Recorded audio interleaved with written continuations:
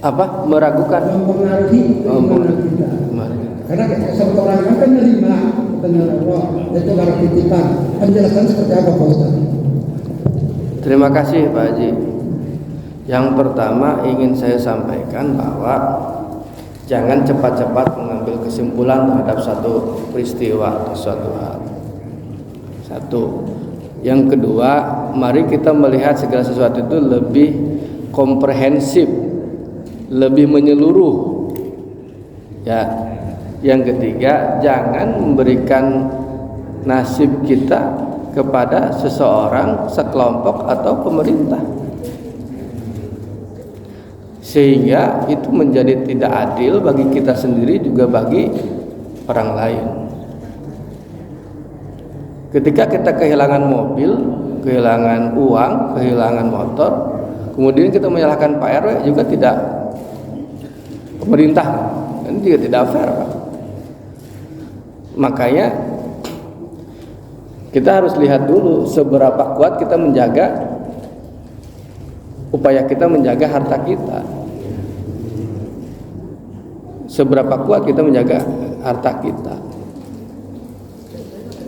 Ya kalau misalkan ada kehilangan-kehilangan, ya memang dari sisi keimanan lebih baik kita terimakan. Oh, mungkin orang kurang sedekah, kurang zakat. Itu akan membuat kita menjadi husnuzon ke Allah dan tidak suuzon ke Allah juga kepada manusia lainnya. Penyawa ajar orang lain. Saya belum lama ini kehilangan uang di mobil. Mobil kehilangan uang, diambil gitu. Biasa kan hari supir mah boga wae lah duit di mana wae gitu, tadi sempal-sempil gitu kan. Sekian juta gitu ya. Hilang. Saya masih bersyukur mobilnya terlangit, duitnya terlangit. Coba mobilnya langit, duit lagi ongkos mungkin, untung duitnya bungkul langit. Tapi lebih baik kita gitu, senuzun ke Allah, oh ditegur orang sodakona gitu. Itu akan memperkuat keimanan kalau kita cara berpikirnya begitu. Tapi harus dibedakan juga. Jadi gini, banyak orang menyerahkan nasibnya itu kepada pemerintah. Padahal itu juga tidak fair. Orang miskin misalkan nih, dari zaman Bung Karno sudah ada orang miskin sampai hari ini. Jadi kemiskinan itu yang menentukan presiden atau bukan? Di zaman SBY itu Bung Karno ya miskin, zaman Soeharto miskin, zaman SBY miskin, zaman sekarang miskin. Nyalain pemerintah kan kurang aja. Enggak fair itu. Miskin aja. Kemiskinan itu kan tidak ada. Terus yang korupsi di zaman Bung Karno ada, zaman Soeharto ada, zaman SBY ada. Ya karena sekarang banyak medsos, banyak wartawan, banyak media, banyak medsos. Jadi jangan terlalu cepat mengambil kesimpulan. Biasa saja. Anu zina tiba heula aya. Zaman Soekarno aya. Yentong sukut ka deui hentong.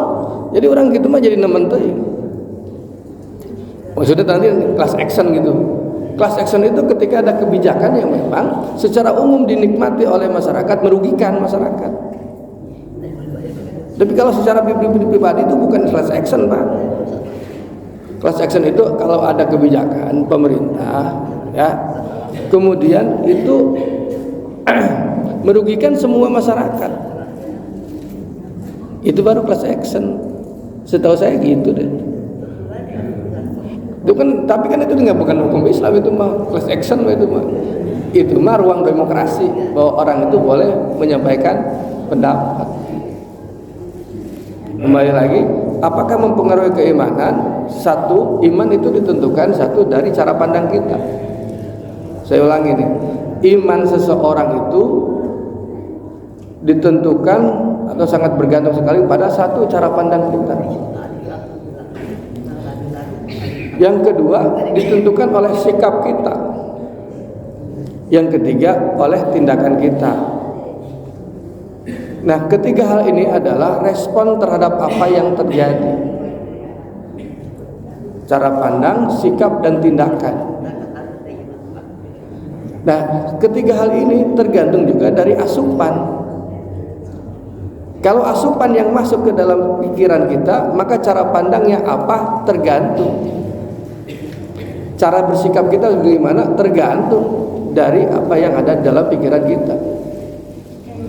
Sebagaimana kita tahu, kalau ada teko, singkong teko. Kalau di dalam teko ini adalah kopi dalamnya, maka dituangkan keluar hitam kopi. Kalau di dalam teko ini adalah susu, maka ketika dituangkan yang keluar putih, dalamnya susu.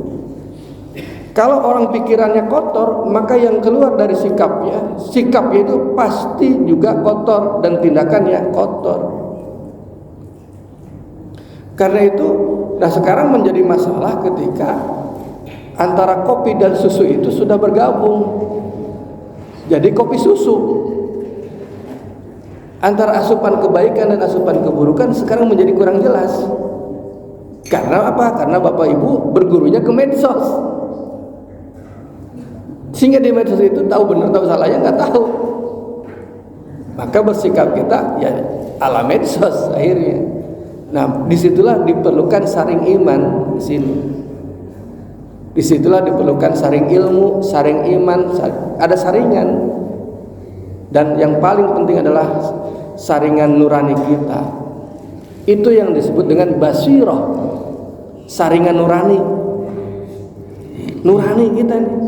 Kira-kira begini bagus enggak? Kira-kira benar enggak? Itu ada saringan setiap manusia punya. Nah, itu kata ngajinya nanti bab tasawuf. Saya kira untuk hari ini selesai sampai di sini ya. Mohon maaf kalau tidak bisa memuaskan.